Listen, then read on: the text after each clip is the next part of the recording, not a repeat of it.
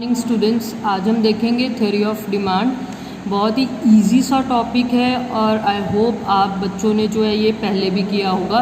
तो इसकी थोड़ी सी इंट्रोडक्शन देखते हैं, थोड़ा सा मैं आज आपको सिर्फ डिमांड के बारे में बताऊंगी। ठीक है, तो सबसे पहले हम देख लेते हैं कि डिमांड है क्या चीज़। तो इकोनॉमिक्स में डिमांड का अपना एक मीनिंग है। लाइक लेमन लैंग्वेज में हम डिज़ायर, वांट एंड डिमांड ये तीनों वर्ड्स को एक ही जैसा यूज़ करते हैं, लेकिन इकोनॉमिक्स में ऐसा नहीं है। इकोनॉमिक्स में तीनों के अलग अलग मीनिंग्स हैं। तो अगर हम डिज़ायर का मीनिंग देखेंगे तो सिर्फ विशफुल थिंकिंग, मैंने सोचा कि मैंने एक कार बाय करनी है, that is desire, but I do not have money to buy a car, तो ये क्या होगी मेरी डिज़ायर। दूसरा वर्ड होता है वांट। वांट में क्या आ जाता है कि आप सोच रहे हो मैंने कार बाय करनी है, आपके पास मनी भी है कार बाय करने के लिए, but you are not spending money to buy a car, तो वो आपकी डिमांड नहीं है, वो सिर्फ आपकी वांट है। ठीक है, थर्ड वर्ड आ जाता है डिमांड। अब डिमांड में तीनों चीज़ें इंक्लूड करती हैं। फर्स्ट वन इज़ थिंकिंग, आप सोचते हो कि मैंने जो है ये चीज़ खरीदनी है या कार बाय करनी है। You have money as well, आपकी पॉकेट में उतने मनी भी है। एंड थर्ड इज़ कि आप मनी लेके उस पर उतना स्पेंड भी कर रहे हो, दैट इज़ कॉल्ड डिमांड। तो डिमांड है क्या चीज़?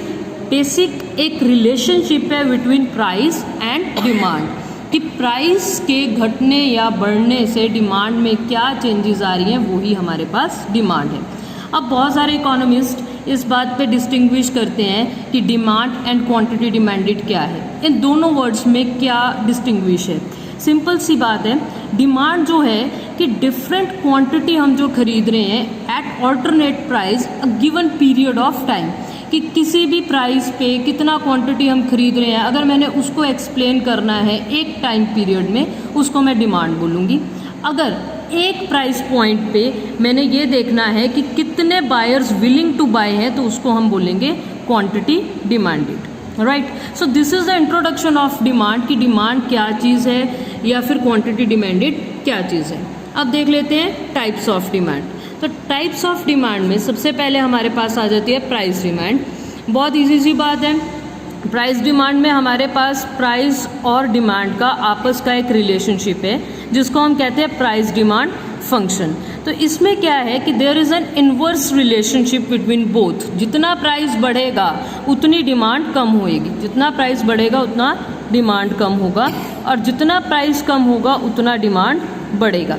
लेकिन इस चीज़ में एक जो है ये की वर्ड्स याद रखने पड़ेंगे, अदर थिंग्स रिमेन अनचेंज्ड। अब आप एक क्वेश्चन कर सकते हो कि अदर थिंग्स है क्या चीज़। अदर थिंग्स हमारे पास आ जाती है price of related goods, taste, expectations, right. तो ये सारी चीज़ें कि बाकी सब चीज़ें जो है चेंज नहीं होनी चाहिए, उस अगर ये चेंज नहीं होती हैं तो हमारे पास सिर्फ और सिर्फ प्राइस के चेंज होने से डिमांड में कितनी चेंज होती है, उसको हम कहते हैं प्राइस डिमांड। ठीक है, उसके बाद आ जाता है हमारे पास इनकम डिमांड। इनकम डिमांड में क्या है कि कितना इनकम होने पे कितना डिमांड हो रहा है।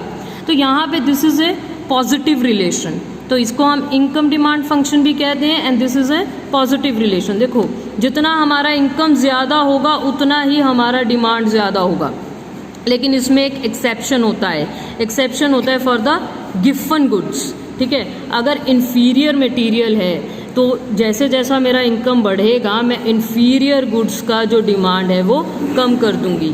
इस केस में हमारे पास इन्वर्स रिलेशनशिप आ जाएगा, अदरवाइज ये हमारा पॉजिटिव रिलेशनशिप में चलेगा।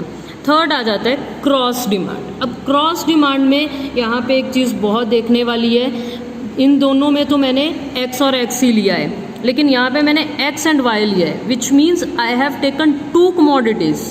मैं डिमांड किसी कमोडिटी की कह रही हूँ, प्राइस किसी और कमोडिटी की कह रही हूँ, राइट।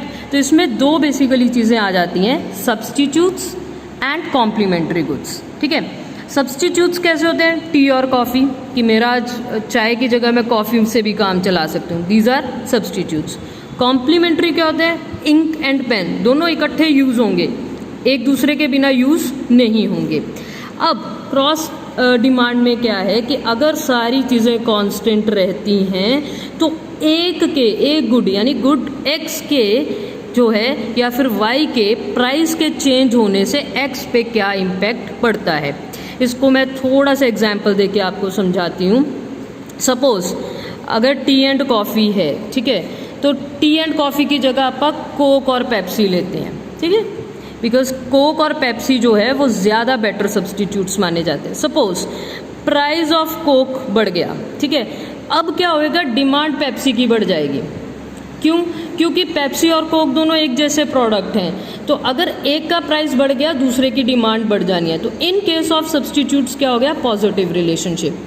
अब अगर यही कॉम्प्लीमेंट्री गुड्स के केस में देखें, सपोज इंक एंड पेन लिया है या कार एंड पेट्रोल की बात करें, अगर पेट्रोल के प्राइसेस बढ़ गए तो कार का जो है डिमांड कम हो जाएगा, ठीक है, कि लोग कहेंगे मेरे पास कार तो है but I do not have money for the petrol, तो वहाँ पे कैसा रिलेशनशिप बन जाएगा, negative relationship, right. So cross demand में हमारे पास दो चीज़ें आ जाती हैं, that is substitutes and complementary. तो अभी तक हमने क्या देखा, डिमांड क्या है and types of demand. Types of demand में तीन चीज़ें देखी, price, income and cross demand. अब मैं आपको एक छोटा सा जो हमारा लॉ है बस वो एक्सप्लेन कर देती हूँ, that is law of demand. Law of demand हमें क्या कहता है, वेरी इजी, बेसिक, ठीक है, प्राइस के बढ़ने से डिमांड कम होगा, प्राइस के कम होने से डिमांड बढ़ेगा, दैट्स द ऑल। लेकिन इसमें एक चीज़, ceteris paribus other things being constant, ये साथ में लेके हम चलते हैं। अब यहाँ पे बड़े अच्छे सी इक्वेशन दे रखी है, ये देखिए, dx is equal to function of px, pr bar, y bar, t bar, e bar, ठीक है। तो ये क्या है कि डिमांड किसका फंक्शन है, प्राइस का फंक्शन है, लेकिन क्या चीज़ें कांस्टेंट रहनी चाहिए, प्राइस ऑफ रिलेटेड गुड। अब रिलेटेड गुड्स कौन से हो सकते हैं, जो पहले मैंने दो आपको एक्सप्लेन कर दिए, that is substitutes and complementary, कि यानी कि सब्स्टिट्यूट्स और कॉम्प्लीमेंट्री के प्राइजेस में कोई चेंज नहीं आना चाहिए। इनकम, टेस्ट, एक्सपेक्टेशंस, ठीक है, इन सब चीज़ों में कोई चेंज नहीं आना चाहिए। अगर इनमें चेंज नहीं आता है तो प्राइस के चेंज होने से डिमांड में जो भी चेंज होता है उसको हम लॉ ऑफ डिमांड कहेंगे। अब इसमें क्या अजम्पशंस क्या लेके चलते हैं, देखो इकोनॉमिक्स में कोई भी थ्योरी हो उसमें अज्यूम हम कुछ ना कुछ करके चलते हैं, जैसे हम मैथ्स में भी कुछ ना कुछ अज्यूम करते हैं, right. Now what are the assumptions, कि price of related goods change नहीं होंगे, इनकम चेंज नहीं होगी, इनकम चेंज हो गई तो मेरा सारा का सारा डिमांड चेंज हो जाएगा, टेस्ट एंड प्रेफरेंसेस चेंज नहीं होंगी, ठीक है। कल तक मैं अनब्रांडेड क्लोथ्स पहनती थी, आज मुझे लगता है कि ब्रांडेड क्लोथ्स ज़्यादा बेटर हैं, तो वहाँ पे क्या होएगा, डिमांड चेंज हो जाएगा। वेल्थ ऑफ द कंज्यूमर, अगर मेरे को पुरानी कोई प्रॉपर्टी मिल गई, वेल्थ मिल गई, तो भी मेरा डिमांड चेंज हो सकता है, तो वहाँ पे भी कोई चेंज नहीं आना चाहिए। दूसरा, कोई एक्सपेक्टेशन ना हो कि नियर फ्यूचर में क्या प्राइस होएगा। फॉर एग्जाम्पल, अगर आज की डेट में गोल्ड का प्राइसेस बहुत बढ़ गया है, ठीक है, तो अगर मुझे लगता है कि फ्यूचर में और प्राइस बढ़ने वाला है तो आज मैं उसकी डिमांड ज़्यादा करूँगी, ऑल्दो आज भी प्राइसेस ज़्यादा है। सिमिलरली अगर मुझे फ्यूचर में लगता है कि प्राइस कम होने वाला है तो आज मेरी डिमांड कम होएगी, चाहे प्राइस आज कम क्यों ना हो, राइट। उसके बाद हम देख लेते हैं एक्सप्लेनेशन। एक्सप्लेनेशन सेम ही है कि इनवर्स रिलेशनशिप है बट नॉट प्रोपोर्शनल। अब इस वर्ड का मतलब क्या है, नॉट प्रोपोर्शनल, इसका मतलब ये है कि ये नहीं है कि अगर 10% प्राइस बढ़ रहा है तो 10% ही डिमांड कम होएगी। It could be 5%, it could be 15%, it could be any number. So this is not the proportional relationship. आप ये नहीं कह सकते कि इतना परसेंट प्राइस में चेंज आने पे इतना ही परसेंट डिमांड में चेंज आएगा। नाउ डिमांड शेड्यूल देख लेते हैं, दो हमारे पास होंगे, individual demand schedule and market demand schedule. Individual में हमने देखो, इंडिविजुअल एंड मार्केट ये दो वर्ड्स ही आपको अपने आप में समझा रहे हैं। इंडिविजुअल मतलब एक बंदे की डिमांड, मार्केट मतलब सारी मार्केट की डिमांड, ठीक है। तो इंडिविजुअल में हमें इस जो टेबल के थ्रू देखते हैं कि प्राइस ऑफ आइसक्रीम अगर 1 2 3 4 है तो क्वांटिटी डिमांडेड 4 3 2 1 है। तो ये टेबल ही अपने आप में सारा एक्सप्लेन कर रहा है हमें कि अगर प्राइसेस बढ़ रहे हैं तो डिमांड कम हो रही है, अगर प्राइसेस कम हो रहे हैं तो डिमांड बढ़ जा रही है, ठीक है, राइट।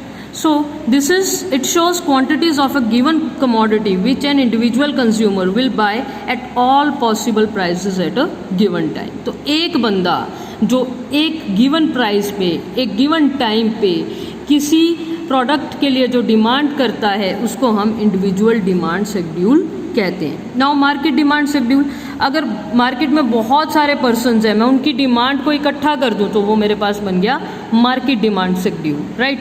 जैसे हमने यहाँ पे प्राइस ऑफ आइसक्रीम लिया है, ठीक है, कि आइसक्रीम का अगर ये रेट है तो ए पर्सन ने इतना डिमांड किया है, बी ने इतना डिमांड किया है, तो टोटल डिमांड मेरे पास कितना आ गया। Now I can explain this through the diagram as well. अब यहाँ पे आप ओ एक्स एक्सिस लोगे, ओ वाई एक्सिस लोगे, Q X is quantity, right, P X is price, ठीक है। जैसे कि मैंने यहाँ पे लिया है कि 1 2 3 4 प्राइस, तो वैसे ही हम यहाँ पे ले सकते हैं 1 2 3 4 price,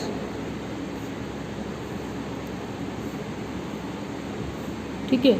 these are 1 2 3 4 my prices, यहाँ पे क्वांटिटी 1 2 3 एंड 4, कि अगर प्राइस 4 रुपया है तो मेरे पास क्वांटिटी डिमांड कितना है 1, अगर 3 है तो क्वांटिटी डिमांडेड 2, अगर 2 है तो क्वांटिटी डिमांडेड 3, अगर 1 है तो क्वांटिटी डिमांडेड 4।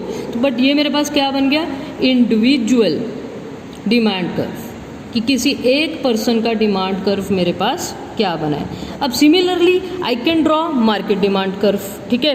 तो मार्केट डिमांड कर्व में क्या है कि ये ए पर्सन का मैंने बनाया, दिस इज बी पर्सन, इन दोनों को प्लस किया तो मेरे पास क्या आ गया, मार्केट का डिमांड कर्व आ गया है, ठीक है। अब this demand curve is downward sloping, ठीक है।